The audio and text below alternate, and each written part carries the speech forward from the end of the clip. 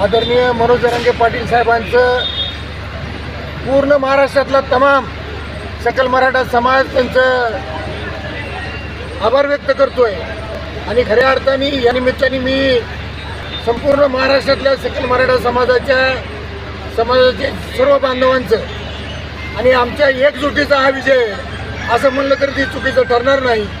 आणि खऱ्या अर्थाने या मागासलेल्या सकल मराठा समाजाला न्याय देण्याचं काम या मायबाप सरकारने केलं, याच्याबद्दल या मायबाप सरकाराचं सुद्धा आम्ही या प्रसंगी अभिनंदन आभार व्यक्त करतो। आणि माननीय मनोज जरांगे पाटलांनी जी काही संघर्ष यात्रा चालू केली आणि जो काही संघर्ष चालू केला आणि तळागाळातला सर्व मराठा बांधव एकत्रित आणण्याचं काम मनोज जरांगे पाटलांनी केलं आणि त्याला